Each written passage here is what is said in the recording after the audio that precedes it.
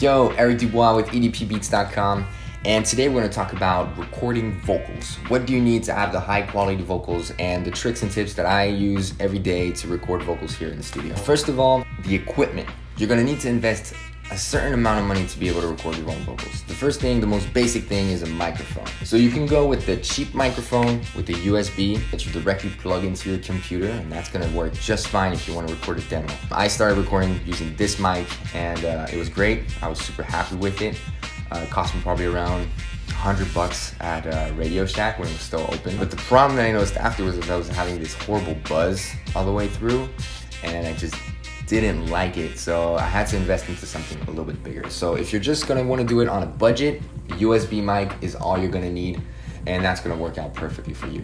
But if you wanna take your sound and your recordings to the higher level, because if you're honest, a shitty audio recording is gonna make you for a shitty mix. There's no way to bypass that. If you record like an asshole and you're recording with vocals on your iPhone and then you're asking an engineer to mix it into a track for you, it's just, you won't be able to do it. It's not gonna sound the same as if you go into a proper studio and you record some vocals on a high quality mic, on a $2,000 mic, you know what I mean? You're not gonna have the same thing. So investing in yourself and investing in equipment is a really big step, and you're really gonna notice the difference when you do that. And I'm not the kind of guy to preach like you need to buy the high equipment and the highest price. You know, you can do everything. You don't need a MacBook Pro to make beats.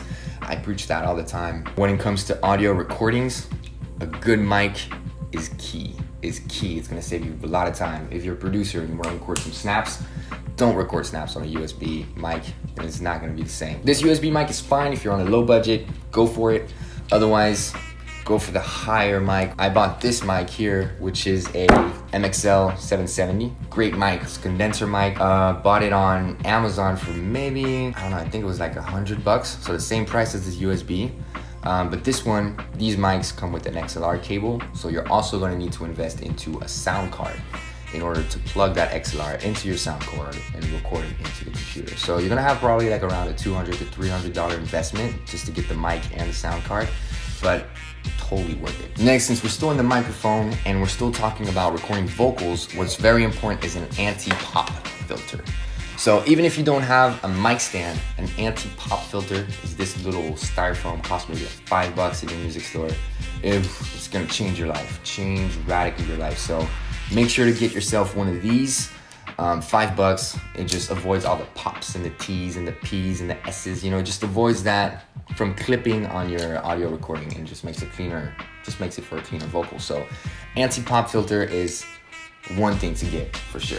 Next off, since you're gonna get a condenser mic, if you're gonna get a USB mic, it's no big deal, you don't need a sound card, but if you're going with a condenser mic, you're gonna need a sound card. So there's a bunch of sound cards out there, they all pretty much do the same thing. I use this M-Audio M-Track. Hey man, all you need to know is these condenser mics, especially this one, the MXL 770, you need to check if there's a phantom power supply. So a phantom power supply is a plus 48 volt switch that you see right here. I'm sure for the Patreon guys. That plus 48 volt switch, that's right there. This is something that you're gonna need for condenser mics. So when you buy your mic, check the box, check the instructions, check all the technical parts and make sure if it needs a phantom power and if it don't needs a phantom power. Most sound cards now come with a phantom power, so you're cool, you're good to go. But if you don't have one, that mic is gonna be useless. So make sure to check for that, that's the most important part. That's all you need to be able to record some dope vocals on any type of DAW. You can use Ableton, you can use Logic, you can use Cubase, you can use GarageBand, you know, you can use whatever you want to record your vocals, it doesn't make a big difference. But the hardware around it, the microphone, the sound card, the anti-pop filter, you can even go with the soundproof shielding. Now that soundproof shielding is really cool, it's really dope since my mic is placed in front of a window. I'm not gonna get any of that echo from the window and it saves me a lot of time. This whole mic stand, actually, I'm gonna move the camera and show you guys. So this mic stand that you see right here is the best. I mean, I bought it on Amazon for, I think it was like maybe $100 as well, between 70 to like 110, I think. And it came with the soundproof shield. It came with the anti-pop filter, so everything came with it, and it was just an extra investment. Now we're gonna talk about recording. So while you're recording, there's just a few tips and tricks to keep in mind while you're recording. Is one, to have the anti-pop filter about a hand's distance from the mic. So you have your mic here and the anti-pop here. And like that's gonna help you keep a specific distance all the way through your recording. Because if you noticed, if you recorded before, you're a rapper, you're moving front and back, you're doing another take, you're gonna be a little bit closer to the mic, a little bit further away, it's gonna give you a different sound. But if you have that anti-pop at a hand's distance from the microphone, it's gonna change your life on that point. Because the anti-pop, you have to sing close to it, and that's gonna hopefully force you to keep the same distance to the mic. And so you're gonna have a consistent sound all the way through, and it's not gonna hear like you recorded it a different day. So that's something very important, is to keep the same distance on the mic. When you're recording and on your sound card, on your DAW, make sure that you're not red lighting. So when you're gonna do your sound check, you're gonna have to rap, and rap as loud as you're gonna be in the track. You know, if your chorus is gonna be louder and it's you yelling, and the verse is low, don't practice with your verse, you know, practice with your chorus. You know, make sure that the music is playing in your headphones loud like you're gonna record, and just go for it full breath when you're making your sound check and when you're regulating your gain on your sound card, and make sure that you're not peaking anywhere. I always try to keep it at minus like 10 dB, you know, on my peak, just to be sure that I have a bunch of room to be able to compress it, layer it in, you know, boost up a little bit, everything in there. So make sure you're not peaking when you're recording your vocals. So that's why it's very important to do a sound check before you're recording. That's pretty much it. So that's how to record proper vocals. If you start respecting these tricks and these tips that I gave you guys,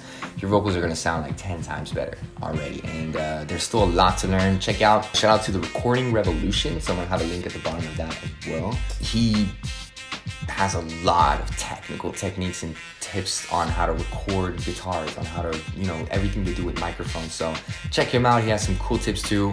Another cool thing to know is the placement of your microphone. So if you're gonna be recording vocals and you have a voice that's really, that comes from your throat and your chest, make sure to lower the mic when you're gonna be recording, so that the sound that's coming out of your throat and your neck is gonna be hitting that mic nice and well, and you're gonna have a nice deep, lower vocal. If you're kind of a high and kind of nasal guy like me, then put your mic a little bit higher so the microphone catches that part of the sound that's coming out, and it's gonna give you a much more higher vocal. So that's some things to take out and to check while you're recording. So when you're doing your sound check the different positions, check the different distances, you know, check all that kind of stuff, listen to it in the back, and see which one you prefer, and then just stick with that and keep going. Yeah, so I hope you guys learned. I hope you guys, you know, are not gonna make the same mistakes I do. I hope this is gonna save you some time. Invest into a sound card, invest into a condenser mic, anti-pop filter, sound shield if you can, it's not important. But if you can, it's really much better, actually. Keep practicing, and make sure that you're not saturating, because that's hell. And yeah, Eric Dubois, EDPbeats.com. Again, thank you to Patreon. They're on the Patreon cam right here. They get to see the whole video unedited, so all my mistakes, the dogs coming in, bugging me out, some extra tips I throw in there too. So check them out, and yeah, I hope you guys have a great day. Mahalo for watching, and see you guys soon. Peace.